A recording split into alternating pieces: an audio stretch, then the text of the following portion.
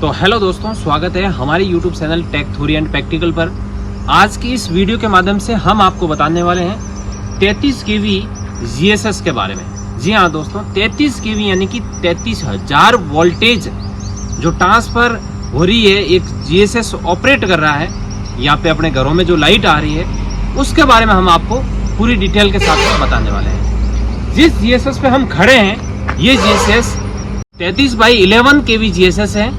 और यहाँ पे क्या होता है, यहाँ से एंट्री हो रही है उस साइड से, वहां से 33 kV वोल्टेज आ रही है। 33 kV यानी कि मैं आपको फिर से बता रहा हूँ, 33,000 वोल्टेज आ रही है। 33 kV यानी कि 33,000 वोल्टेज हमारे यहाँ पे इस GSS के अंदर आ रही है। अब उसी 33,000 वोल्टेज को हम सीधा घरों में तो उपयोग ले नहीं सकते। आपको भी पता है कि हमारे जो घरों के अंदर जो वोल्टेज होती है वो 220 वोल्टेज सिंगल पेज की और 3 पेज की होती है, वो 440 वोल्टेज होती है। अब बात आई हमारे पास में जो 33,000 वोल्टेज आ रही है, उसको हम सीधा घरों में ट्रांसफर तो कर नहीं सकते। तो हम उसके लिए क्या करेंगे, इस जो 33 kV यानी कि 33,000 वोल्टेज आ रही है, उसको हम क्या करेंगे, स्टेप डाउन करेंगे। और स्टेप डाउन करके हम क्या करेंगे, 11 kV यानी कि 11,000 वोल्टेज करके हम वापिस अपने गांवों के अंदर या कॉलोनी के अंदर, शहर के अंदर भेज देते हैं। और वहां पर एक अलग से ट्रांसफार्मर लगा होता है, LT ट्रांसफार्मर, वो करता है 11 kV को वापिस वहां पे 220 वोल्टेज। 3 पेज की बात करें तो 440 वोल्टेज के बारे में। जो हमारे पास में जो ट्रांसफार्मर लगा हुआ है, इस ट्रांसफार्मर को बोलते हैं हम पावर ट्रांसफार्मर।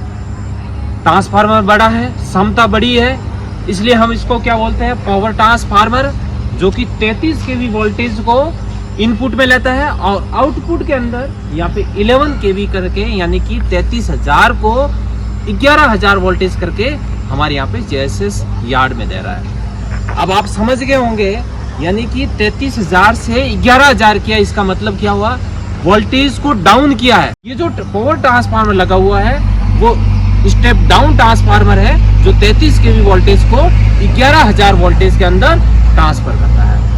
अब जैसे कि मैं आपको बताऊं, वहां से पीछे की साइड से, वहां से हमारे पास में 33 kV वोल्टेज आ रही है, ठीक है। और उसके बाद में यहाँ तक आप देखोगे, तब तक तो हमारे इंसुलेटर वगैरह लगा के एक यार्ड बनाया हमने। उसके बाद में यहाँ इस साइड के अंदर हमने यहाँ पे जियो लगाया हुआ है। अब आपको बता दूं, जियो क्या होता है। जियो यानी कि गैंग ऑपरेटर, ठीक है ना। गैंग ऑपरेटर यानी कि हमारे पास में 3 फेज होते हैं, 3 पेज सप्लाई है, ठीक है ना। तो 3 पेज सप्लाई में तीनों पे अलग अलग एक पाइप लगा हुआ है, ठीक है ना। तो तीनों को एक साथ में ऑपरेट करने के लिए यहाँ से ये ऑन ऑफ किया जाता है। तो इसको क्या बोलते हैं, जियो बोलते हैं। जो कि मतलब जो ट्रांसफार्मर है, अगर किसी भी प्रकार का ट्रांसफार्मर पे फॉल्ट आ जाए या फिर इसमें ऑयल डालना पड़ जाए, तो उस स्थिति में हम क्या करते हैं, पीछे की आगे का जो लोड है वो जीरो कर देते हैं। जीरो करने के बाद में हमने यहाँ से जो जियो गैंग ऑपरेटर स्विच है, उसको हम क्या करते हैं, यहाँ से ऑफ कर देते हैं। ये एक मैन्युअली होता है, यहाँ पे हमें इसको घुमाना पड़ता है। घुमाने से इसका जो संपर्क है इस आगे की लाइन से, वो यहाँ से टूट जाएगा। तीनों फेज का एक साथ में टूटता है, इसलिए हमको इसको बोलते हैं गैंग ऑपरेटर स्विच, ठीक है। तो ये जियो हो गया। जियो के बाद में हमेशा फ्यूज लगाए जाते हैं। ये जो आपको फ्यूज दिख रहे हैं वो 33 kV के फ्यूज है। यहाँ पे फ्यूज इसलिए लगाते हैं कि किसी भी प्रकार का आगे जो हमारे, जैसे कि आप देख रहे हो 11 kV के जो फीडर है, वहां पे किसी भी प्रकार का अगर फॉल्ट आ जाए तो उस फॉल्ट को आगे तक नहीं पहुंचाना है। तो यहाँ से क्या है, अगर कोई फॉल्ट आ जाए तो यहाँ से ये फ्यूज वगैरह यहाँ से उड़ जाते हैं। तो हम जियो वगैरह काट के फ्यूज वापस आराम से लगा सकते हैं। तो ये हो गया जियो। उसके बाद में फ्यूज हो गया। फ्यूज के बाद में हम आगे देखते हैं तो हमारा एक पावर ट्रांसफार्मर आपको दिख रहा है, ठीक है। अब इस पावर ट्रांसफार्मर के बारे में हम एक आपको पूरी डिटेल के साथ में एक अलग से वीडियो बनाएंगे कि पावर ट्रांसफार्मर में कौन कौन से भाग होते हैं, क्या क्या कार्य करते हैं। इन सभी के बारे में हम एक सेपरेट वीडियो बना के आपको समझाएंगे। फिलहाल के लिए आपको इतना ध्यान रखना है कि ये जो पावर ट्रांसफार्मर है, स्टेप डाउन ट्रांसफार्मर है, जो कि 33,000 वोल्टेज को 11,000 वोल्टेज में कन्वर्ट कर रहा है। उसके बाद में हम चलते हैं आगे की साइड में, देखते हैं कि हमारे पास में 33,000 से जो 11,000 वोल्टेज आई है, उस 11,000 वोल्टेज को हम क्या कर रहे हैं, यहाँ पे हमारा एक 11,000 वोल्टेज वाला जो यार्ड बनाया हुआ है, उस यार्ड में सप्लाई देने से पहले एक हम क्या करते हैं, यहाँ पे एक मेन वीसीबी लगाते हैं। मेन वीसीबी यहाँ पे लगी हुई है, 2 वीसीबी आपको मेन वीसीबी दिखाई दे रही है। अब ये फिक्स नहीं होता है कि यहाँ पे 2 ही वीसीबी लगेगी या 1 वीसीबी लगेगी, वो निर्भर करता है आगे से आपके कितने आपके जो फीडर निकल रहे हैं, ठीक है ना, कितनी लाइनें निकल रही है, उसके ऊपर निर्भर करता है कि आपको कितनी मेन वीसीबी लगानी है। अब यहाँ पे मेन वीसीबी के बारे में बताएं तो सबसे पहले तो आपको ये पता होना चाहिए कि जो आप इसको देख रहे हो ये आपकी एक वीसीबी कहलाती है। अब आपको ये सबसे पहले तो ये पता होना चाहिए कि भाई वीसीबी यानी कि वीसीबी की फुल फॉर्म क्या होती है। वैक्यूम सर्किट ब्रेकर, आपने पढ़ा होगा, सर्किट ब्रेकर के अंदर पढ़ा होगा। एक वैक्यूम सर्किट ब्रेकर होता है, एक ऑयल सर्किट ब्रेकर होता है। ऑयल यानी कि ओसीबी, ऑयल सर्किट ब्रेकर। तो हमारे यहाँ पे जो लगी हुई है वो वैक्यूम सर्किट ब्रेकर है। वैक्यूम सर्किट ब्रेकर क्यों कहते हैं इसको? क्योंकि जो यहाँ पे कांटेक्ट पॉइंट होते हैं, जो कटने वाले और जुड़ने वाले, वो कांटेक्ट पॉइंट एक वैक्यूम यानी कि निर्वात में किया जाता है, उसमें हवा नहीं होती है, ठीक है ना। अब आपकी बात ये आ रही होगी आपके दिमाग में कि वैक्यूम रखते क्यों है, वैक्यूम सर्किट ब्रेकर है और उसमें निर्वात क्यों रखते हैं जो कांटेक्ट पॉइंट है। तो इस स्पार्किंग होती है, जैसे कि हम आपने देखा होगा, जैसे कोई लाइन जा रही है जहाँ पे कोई 2 वायर है, आप टच करते हो तो कुछ करंट जा रहा है आगे, जैसे आप टच करते हो तो वहाँ पे एक थोड़ी सी स्पार्किंग होती है। तो यहाँ पर भी एक 11,000 वोल्टेज आ रही है, इतनी मतलब अधिक वोल्टेज आ रही है। तो हम जैसे यहाँ से स्टार्ट करेंगे तो कांटेक्ट पॉइंट ऐसे दूर होते हैं, वो आपस में क्या होंगे, चिपक जाएंगे। तो चिपकते समय क्या होता है, उनके बीच में थोड़ी सी स्पार्किंग हो जाती है। तो उसी स्पार्किंग को दबाने के लिए हम क्या करते हैं, यहाँ पे वैक्यूम रखते हैं कांटेक्ट पॉइंट को, ठीक है। अब वैक्यूम सर्किट के बारे में समझ गए होंगे, और आसान भाषा में अगर आपको समझाऊं तो आपके घरों में जो एमसीबी लगी होती है, उसे एमसीबी का एक बड़ा रूप है। अब आप देख रहे होंगे जो एमसीबी लगी हो 230 वोल्टेज पे होती है, और हमारी जो यहाँ पे वीसीबी लगी होती है वो 11,000 वोल्टेज पे लगी है। वोल्टेज ज्यादा है इसलिए हमने इसका बड़ा रूप, एक अपग्रेड रूप बनाया है, और एक एमसीबी है वो एक छोटा रूप है उसका, ठीक है। कंट्रोल युक्ति है ये आपको ध्यान रखना है। अब यहाँ पे अगर आप ऊपर से यहाँ पे देखते हो तो यहाँ पे आपको 2 ऑप्शन दिखाई देते होंगे, एक तो ऑन ऑफ का, जो यहाँ पे बंद कर सकते हैं, यहाँ पे स्टार्ट कर सकते हैं। आप देख रहे होंगे यहाँ पे पुश बटन ट्रिप के लिए है, जैसे कि अभी सप्लाई ऑन है, यहाँ पे 11,000 वोल्टेज आ रही है, वो आगे की फीडर में जा रही है, यहाँ पे सप्लाई ऑन बता रही है, और यहाँ से चार्ज करनी पड़ती है तभी ये यहाँ पे वापस स्टार्ट होती है। तो यहाँ पे अगर सप्लाई को बंद करना होता है तब क्या करते हैं, पुश टू ट्रिप। तो इसके ऊपर ग्रीन वाला बटन है, उसके ऊपर दबाते ही यहाँ पे सप्लाई ऑफ हो जाती है, और जैसे ही हमें वापस इसको स्टार्ट करना होता है तब एक तो ऑटोमेटिक चार्ज होती है, इसके अंदर मोटर लगी होती है, और मैन्युअली चार्ज किस प्रकार से करता है, हम इसे जो हैंडल है इसको ऊपर नीचे करना पड़ता है, जिससे कि यहाँ पे ये चार्जिंग लिखा आ जाता है। उसके बाद में जो ट्रिप टू क्लोज लिखा हुआ है वहां पे इसको लाल वाले बटन को दबाते ही सप्लाई स्टार्ट हो जाती है। अब उसके बाद में हम आपको थोड़ा सा बताएं दूसरी वीसीबी के पास में, यहाँ पे दूसरी हमारे पास मेन वीसीबी है। अब उसके बाद में जैसे कि मैंने आपको ऊपर की साइड में बताया, यहाँ पे बंद चालू कैसे किया जाता है, और नीचे की साइड में यहाँ पे एलटी यहाँ पे सर्किट होता है, जिसमें क्या होता है, एक तो अर्थ रिले होती है।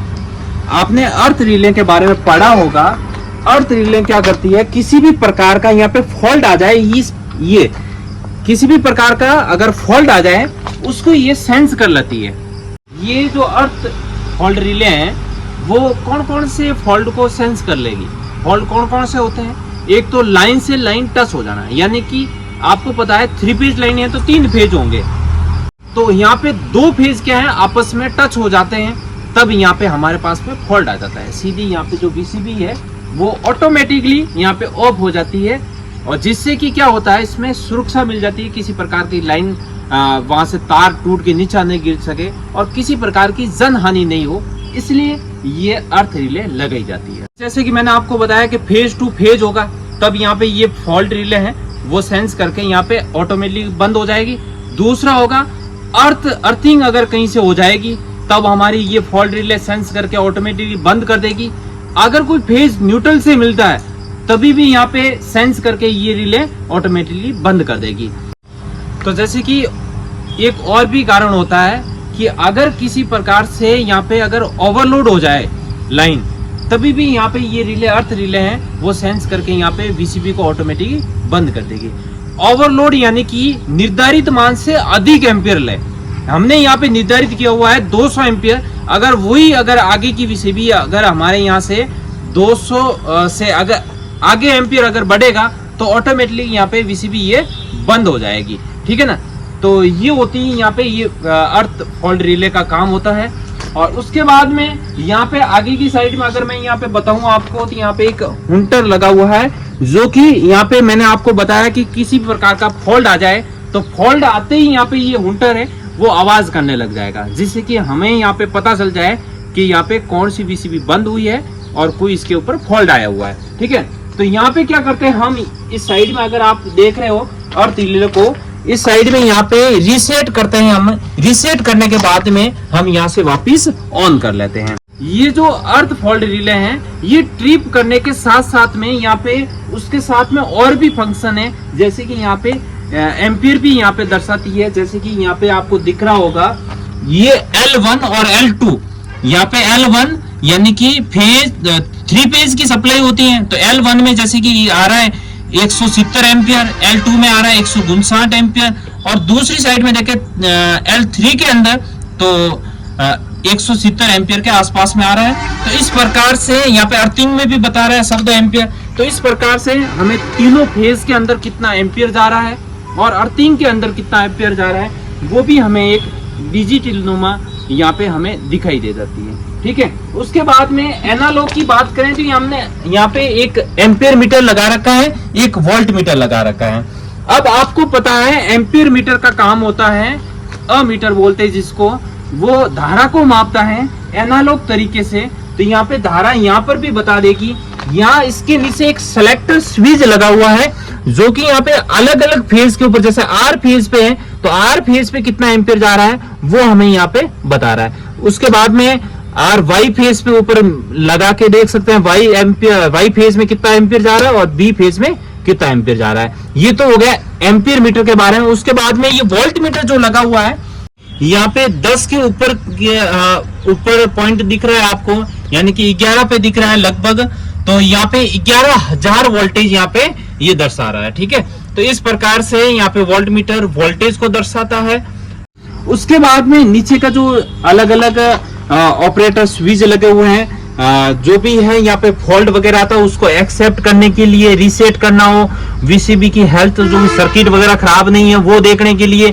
यहाँ पे एक मोटर का स्विच है, ऑटोमेटिकली यहाँ पे चार्ज हो जाती है, हमें यहाँ से मैन्युअली चार्ज नहीं करना पड़ता है। ये मोटर वो भी ऑन कर रखा है। यहाँ हीटर का भी स्विच होता है इसके अंदर, ठीक है। तो इस प्रकार से ये पूरा सर्किट इसके अंदर यहाँ पे होता है। और यहाँ पे एक मीटर भी लगा हुआ होता है कि वहां पे आगे कितनी सप्लाई हमारे यहाँ पे कंज्यूम हो रही है, वो भी यहाँ पे इस मीटर के माध्यम से हम यहाँ से देख सकते हैं। और उसके बाद में हम आपको बताएंगे कि वीसीबी का काम हुआ सप्लाई को बंद करना और स्टार्ट करना, और किसी भी प्रकार का फॉल्ट आती है उसको सेंस करके ऑटोमेटिकली बंद करना।